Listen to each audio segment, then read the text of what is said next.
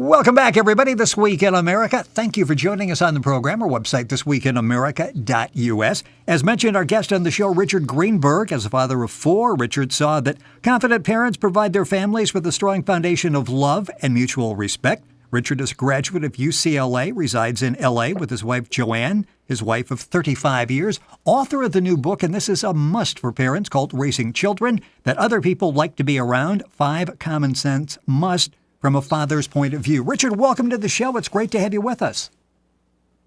It's great to be here, Rick. Thanks for having me on. It is totally our pleasure. The book is fascinating. In fact, we'll do a couple of programs with Richard, but the one thing that jumps out is as you start reading and you go to Richard's website, which is commonsensedad.com, is that you don't have to be perfect. So often parents, I think, strive to okay, I really need to bat close to 100% with this, or I'm going to do harm to the family.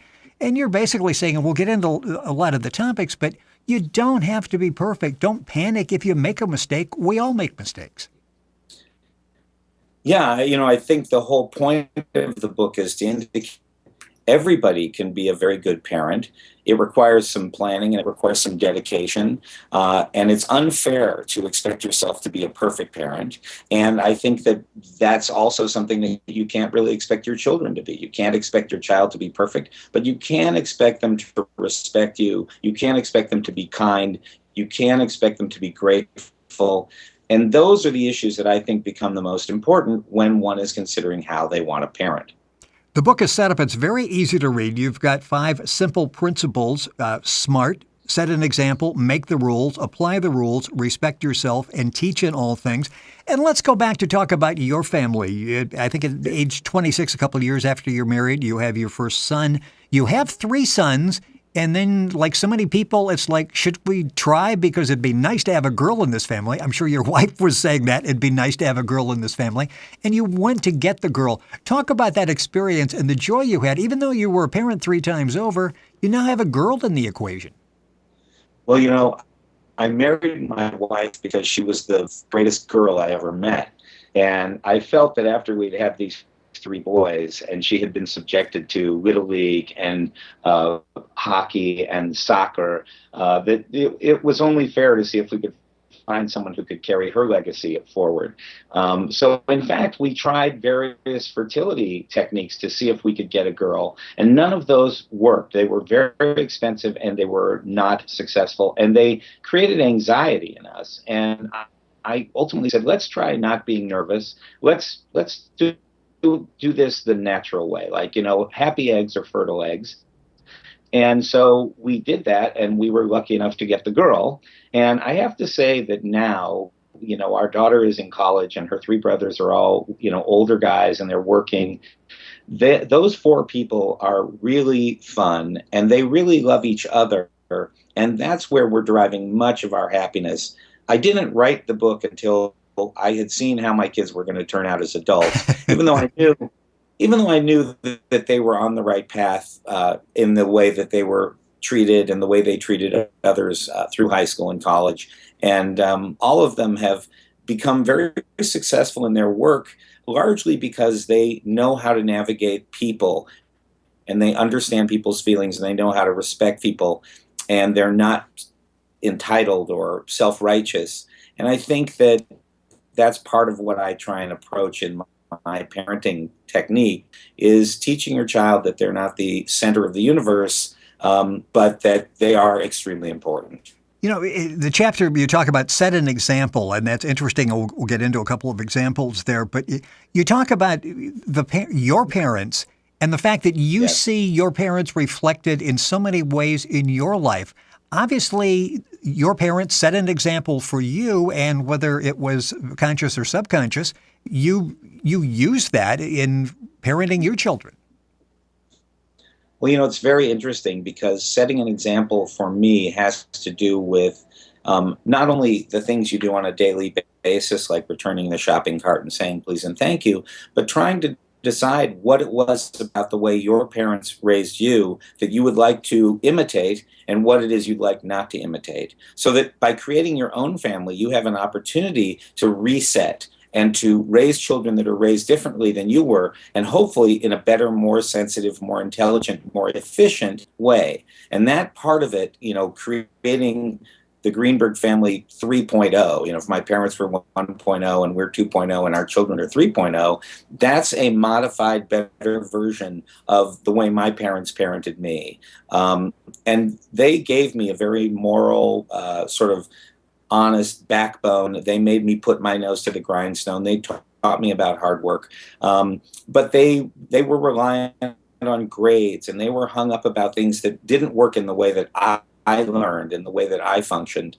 And so that distracted me from understanding that they appreciated me, and it made my life more complicated than I thought it needed to be. So in raising our children, JoAnn and I decided that we were going to correct those issues, and that we were going to be positive with our children and reinforcing with them, but we weren't going to sugarcoat things, and we weren't going to lie to them about whether or not they were performing, which my parents didn't do. They were overly truthful about their perception of my performance. It's interesting you mentioned talking with your wife, JoAnn, about how you're going to go about it, and you emphasize in the book, and the book is Raising Children That Other People Like to Be Around, 5 Common Sense Musts from a Father's Point of View, that this really is a team sport. You really need to both talk, communicate, be on the same page.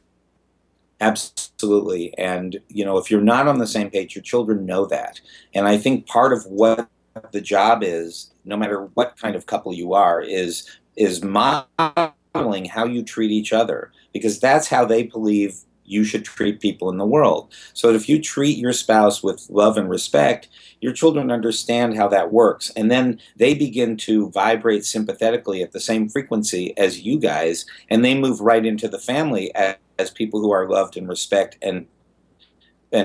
and dealt with truthfully, in that circle that becomes the family, which ultimately leads to what I described earlier in terms of my children being a very happy unit together. And at this point, because they're adults, probably most of what they talk about is what their mom and I do that they think is crazy.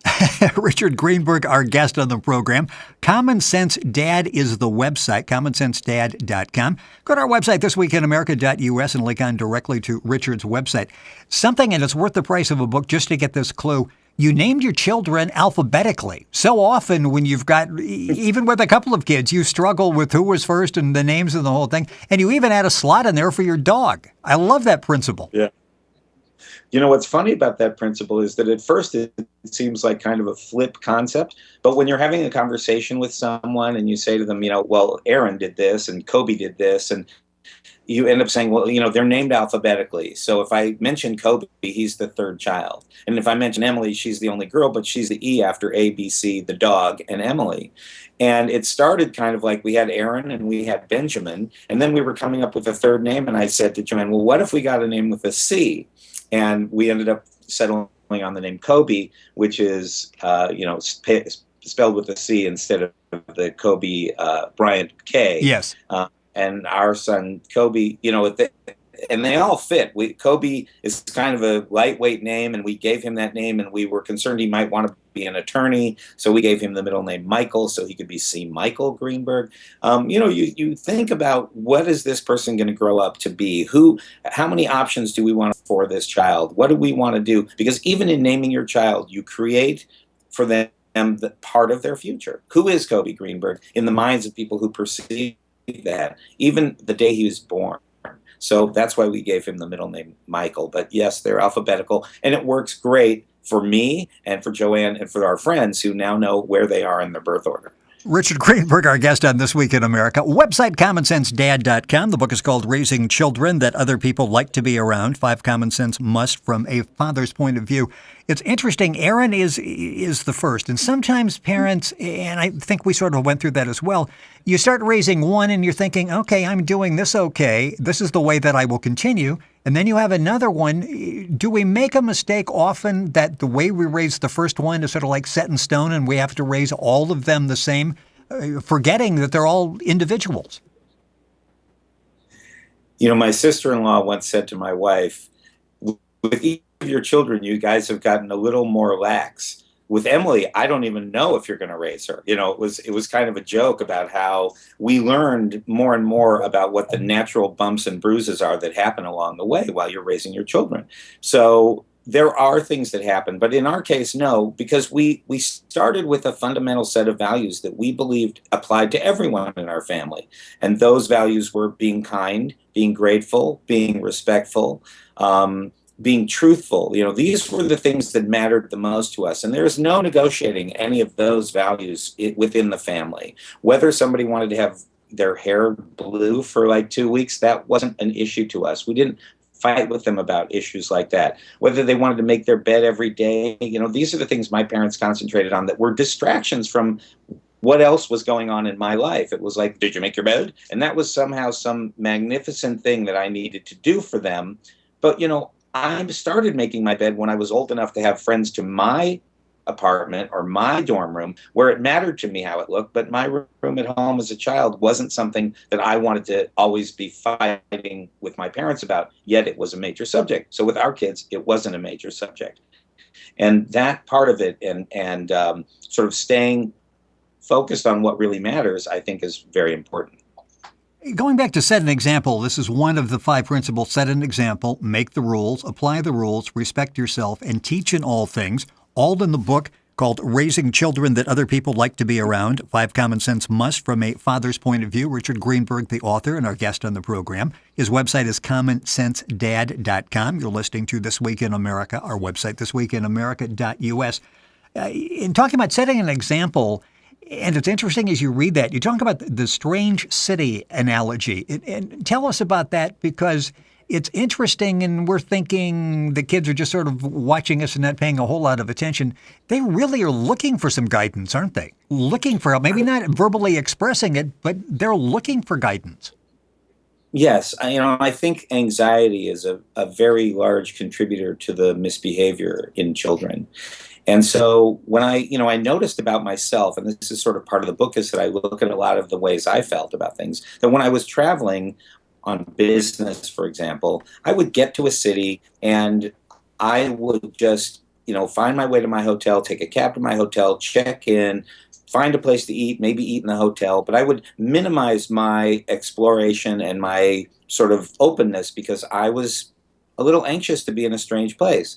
But if I went to a city where I had a good friend and my friend picked me up at the airport, we'd throw my bag in the back of the car and he'd take me to my hotel and I'd check in and it was like, okay, where are we going to go for dinner? What are we going to do? And I knew that friend knew what was safe in that city, where we could get a good meal in that city. And I could stay out with that person and enjoy that city because I didn't have the anxiety because I was with someone who knew.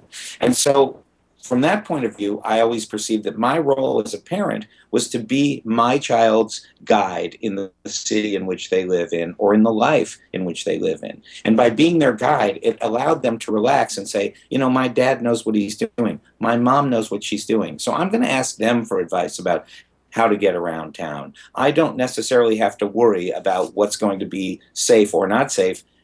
And if I am worried about it, I can consult with people who I believe know. And it's better that they consult with me about that or their mom than it is that they consult with one of their peers who says, no, go ahead, have a drink. It's okay. Nobody will care. We've given them, put heads on their shoulders that allow them to believe that we have their best interest in mind and we know how to navigate this strange city that is our lives.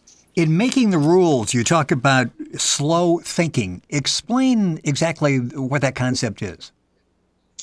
Well, there's fast thinking and slow thinking, and fast thinking is reactive. This was coined by a guy named Kahneman, who was a Nobel physicist. And fast thinking is basically that you react to things, and slow thinking means that you take a moment to understand what's going on and react accordingly. And in parenting, there are a lot of times when we need to react quickly, when we want to stop our child from doing something, for example. And in those cases, if you've done the slow thinking beforehand and you have established what your expectations are and your goals are and your values are, which I mentioned, ours were truth and respect and kindness, then you have a system through which you can run all your fast thoughts and say, is this going to meet those expectations? So the object is to have pre-thought out what your values are so that you know. Obviously, there are times that you just get furious, and this comes back to the very first thing we talked about, which is that as parents, sometimes we do things that are imperfect and we yell at our kids Right. or we grab by the arm. But that kind of stuff happens. But I find that if you've spent some time thinking about how you want a parent and what you want the rules to be, then you're going to be in better shape than if you are just playing it all by ear.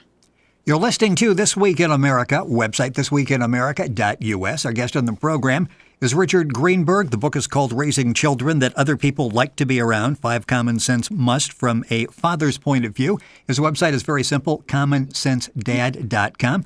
A couple minutes left in the program. Once you've made the rules, you talk about applying the rules, and maybe the first rule of applying the rules is be flexible. Talk about that. So a lot of these rules we should do in pencil rather than in pen. Well, some of them you do in pen. Yes. The rules about telling the truth are in pen. The rules about how you speak to me or your mother, that's in pen. But what I don't like to have happen is having myself become a cop.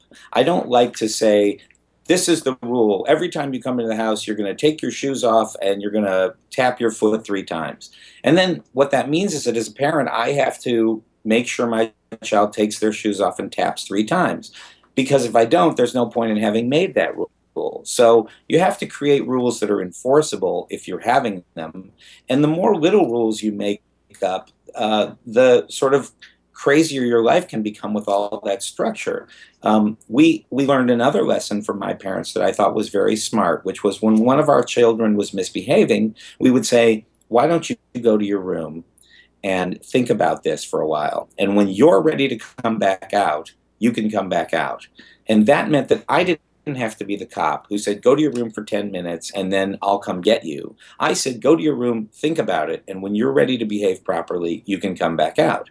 Now, if they came back out and they didn't behave properly, I could always say, I guess you came out too soon, you need to go back to your room. But the point was that they understood that the responsibility was theirs. And I think when we're creating rules, we need to think about how we're allowing our children to function. Some rules, as I've said, are absolute, but other rules are things that, like I said, making the bed. Making the bed became incredibly disproportionately important in my childhood. And I didn't want that to become a rule that I was going to say, you're breaking the rules, you haven't made the bed. And the more little rules you have, the less important the bigger rules become. Right. So I'm always careful about trying, hearing about parents who've said, well, we're on Thursdays, we're not allowed to go into the backyard because whatever it is, that's something that you can say, the gardener comes on Thursday, or your dad's going to rake the leaves today and it's, distracting for him to have you around, or he's on a riding mower or whatever it is. So stay in the house. Put logic to what that rule is about. And when you create rules, explain why you've created the rule. Every rule should have a purpose, should have a lesson, which comes into the teach all in all things. If you make a rule, there's got to be a pretty good reason you did it, not just because it's how you feel. Today we're going to wear blue. So that doesn't make any sense. And if you create rules that make sense, then your children learn to evaluate what's going on in their lives and try and identify what the logic is behind the rule that, let's say, their employer has created or that their teacher has created. And so all of these little lessons that occur in their childhood become very valuable to them throughout their lives. And I think that would be valuable for a parent as well. Here's the rule that I think we should follow. And then if you ask yourself the question, basically, why? If you don't have an answer for it, you just cross that off and go on to the next one because there's no purpose. It's inconsequential. Absolutely. And, the big daddy of them all is the golden rule, which is, treat other people the way you expect them to treat you. And that's true of parents and children and their friends and, building a life for your child in which they understand, again, that they live in a world with a bunch of other people and everybody's got their own set of problems. Got about 30 seconds left in the program. I want to mention this, and if you go to Richard's website, which is commonsensedad.com, a great blog there, a lot of great information as well on the book, Raising Children That Other People Like to Be Around.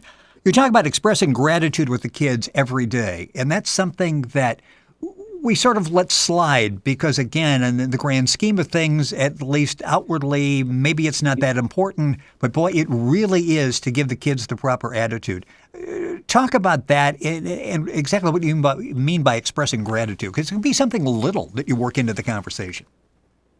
Exactly. Aren't we lucky to live in this house? Aren't we lucky to have this great food today? Your dad works so hard. I'm so grateful that he does that to support our family. Or your mom works so hard. I'm so grateful she does that to support our family. Or, isn't it so nice that Uncle Mike comes over? There are a million ways to express gratitude. How lucky are we that we can sit at this chair and work on this computer? How lucky are we that we, live in a place where it's 70 degrees all the time? There are a million things that you can come up with. And then also you can ambush your children with kindness. I love the way you're sitting there. I love the way you're treating your brother. Very simple little things that let them know what you like instead of what you don't like. And I think that's, gratitude has to do with being positive and appreciative of the good things in your life. It's as much as overcoming the bad. Yeah, and it's all in the book, and it's a great book. It's called Raising Children That Other People Like to Be Around, 5 Common Sense Must from a Parent's Point of View. The author and our guest on the program, Richard Greenberg. His website is very simple, commonsensedad.com. Go to our website, thisweekinamerica.us, and link on directly to Richard's website and get information on the book and a lot of other great information there as well. Richard, a pleasure to have you on the program. We look forward to having you back, and thank you for being with us today. Thanks for having me on, Rick. Take care. Stay warm. It's been our pleasure. Yes, when you're talking about 70 degrees, that sounds very nice right about now in the Midwest. You're listening to This Week in America. Our website, thisweekinamerica.us.